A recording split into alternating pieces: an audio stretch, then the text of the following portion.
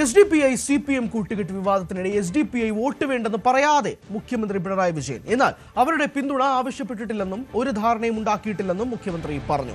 ഒരു സ്ഥാനാർത്ഥിക്ക് ആരുടെ വോട്ടും വേണ്ടെന്ന് പറയാൻ കഴിയില്ലെന്നായിരുന്നു നേമത്തെ സ്ഥാനാർത്ഥി വി ശിവൻകുട്ടിയുടെ പ്രതികരണം. SDPI വോട്ടിന്റെ കാര്യത്തിൽ CPMന്റെ രാഷ്ട്രീയ കുഴപ്പമാണെന്ന് BJP സംസ്ഥാന പ്രസിഡന്റ് രാജീവ് ചന്ദ്രശേഖർ ആരോപിച്ചു. SDP ബന്ധം സംബന്ധിച്ച് CPMനെതിരെ UDF വലിയ വിമർശനങ്ങൾ ഉന്നയിക്കുന്നതിനിടെയാണ് മുഖ്യമന്ത്രി പിണറായി വിജയൻ നിലപാട് വ്യക്തമാക്കി രംഗത്ത് വന്നത്. SDPയുമായി ഒരു ചർച്ചയും നടത്തിയിട്ടില്ല, അത് ഒരു കാലത്തും അത്തരം ചർച്ചകൾ നടത്തുകയുമില്ല. മാത്രമല്ല, മുന്നണിക്ക് പുറത്തുള്ള ഒരു കക്ഷിയോടും വോട്ട് അഭ്യർത്ഥിക്കുന്ന പതിവ്, സഹായം അഭ്യർത്ഥിക്കുന്ന പതിവ് ഇടതുമുന്നണിക്കില്ല എന്നാണ് മുഖ്യമന്ത്രി പിണറായി വിജയൻ വ്യക്തമാക്കിയത്. പക്ഷേ SDPI വോട്ട് വേണ്ട എന്ന് പറയാൻ അദ്ദേഹം തയ്യാറായില്ല.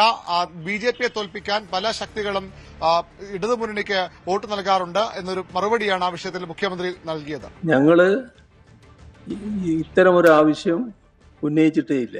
ഞങ്ങളെ LDFന് പുറത്തുള്ള ഇത്തരത്തിലുള്ള ഏതെങ്കിലും ഒരു കക്ഷിയുടെ പിന്തുണ വേണം എന്ന് പറഞ്ഞ് ഞങ്ങൾ സമീപിക്കുന്ന നില ഉണ്ടായിട്ടേ ഇല്ല. ഞങ്ങൾ ശക്തമായി നേരിടുന്നു വന്നപ്പോൾ സാധാരണഗതിയിൽ രാഷ്ട്രീയമായി ഞങ്ങളോട് യോജിപ്പില്ലാത്ത, ഞങ്ങളുമായി സഹകരിക്കാത്ത ചില ആളുകൾ BJPയെ പരാജയപ്പെടുത്താൻ ഞങ്ങൾക്ക് വോട്ട് ചെയ്തിട്ടുണ്ടാവും.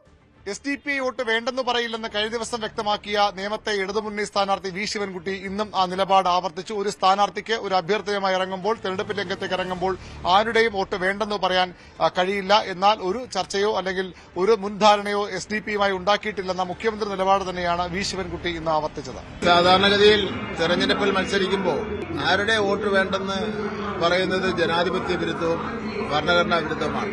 സ്ഥാനാർത്ഥി എന്നുള്ള നിലയിൽ ഒരു നിലപാടിന്റെ അടിസ്ഥാനത്തിലാണ് മത്സരിക്കുന്നത്. ഞാൻ ഇടതുപക്ഷ ജനാധിപത്യ മുന്നണിയുടെ സ്ഥാനാർത്ഥി, മതേതരത്വ ജനാധിപത്യ പ്രസ്ഥാനത്തിന് ശക്തി കൂട്ടുന്നതിന് വേണ്ടിയാണ് ഞാൻ മത്സരിക്കുന്നത്. ഇക്കാര്യങ്ങളോട് യോജിപ്പുള്ള ആര് വോട്ട് ചെയ്താലും ആ വോട്ട് ഞാൻ സ്വീകരിക്കും. അതേസമയം BJP ഇപ്പോൾ ഈ വിഷയത്തിൽ CPMനെ രംഗത്ത് വന്നിരിക്കുകയാണ്. നേരത്തെ ജമാഅത്തെ ഇസ്ലാമിയുമായി കൂട്ടുകെട്ട് UDF ഉണ്ടാക്കിയപ്പോൾ അതിനെ എതിർത്തവരാണ് CPMും ഇടതുമുന്നണിയും. എന്നിട്ട് എന്തുകൊണ്ട് അവരും അതേ പാതയിൽ ജമാഅത്തെ ഇസ്ലാമിയെ പോലൊരു സംഘടനയുടെ വോട്ട് സ്വീകരിക്കുമെന്ന് മന്ത്രി വി ശിവൻകുട്ടി പറയുന്നു. ഇക്കാര്യത്തിൽ CPMൽ ആശയക്കുഴപ്പമുണ്ട്.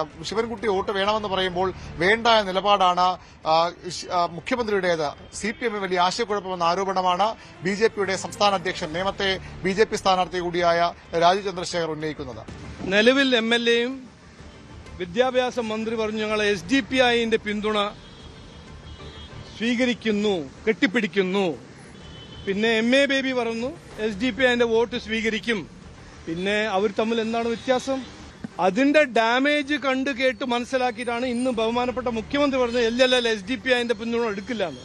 അപ്പൊ അവരുടെ ഉള്ളിൽ തന്നെ ഒരു ഭയങ്കര കൺഫ്യൂഷനാണ്. അവരെന്നെ തീരുമാനിക്കട്ടെ.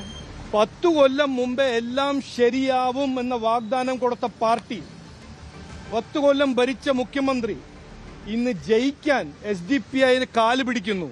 SDPയുമായി പരസ്യ ചർച്ചയ്ക്കോ അല്ലെങ്കിൽ രഹസ്യ ചർച്ചയ്ക്കോ തയ്യാറല്ലെന്ന് പറയുമ്പോഴും വോട്ട് വേണമെന്ന് പറയാൻ CPM തയ്യാറാകില്ല. കാരണം ന്യൂനപക്ഷ വിഭാഗങ്ങളിൽ വലിയൊരു വോട്ട് ബാങ്ക് UDFനൊപ്പമാണ്. അതിൽ ജമാഅത്തെ ഇസ്ലാമി ഉൾപ്പെടെയുള്ളവരും ഉൾപ്പെടുന്നു. ആ സാഹചര്യത്തിൽ BJPയെ പരാജയപ്പെടുത്താവുന്ന മണ്ഡലങ്ങളിൽ, പ്രത്യേകിച്ച് നേമം പോലുള്ള മണ്ഡലങ്ങളിൽ SDPI വോട്ട് ലഭിച്ചാലും അത് ഗുണം മാത്രമേ ചെയ്യൂ എന്ന വിലയിരുത്തലാണ് CPMനുള്ളത്. പക്ഷേ അത്തരമൊരു കൂട്ടുകെട്ടുണ്ട് തുറന്നു പറയാൻ, അല്ലെങ്കിൽ അത്തരം ചർച്ചകൾ നടത്താനോ അല്ലെങ്കിൽ അത്തരമൊരു വോട്ടഭ്യർത്ഥനയുമായി സമീപിക്കാനോ തങ്ങൾ ഇല്ല എന്ന നിലപാടാണ് CPM പരസ്യമായി സ്വീകരിക്കുന്നത്. കൂടുതൽ വാർത്തകൾക്ക് News 18 Keralam YouTube channel subscribe ചെയ്യുക.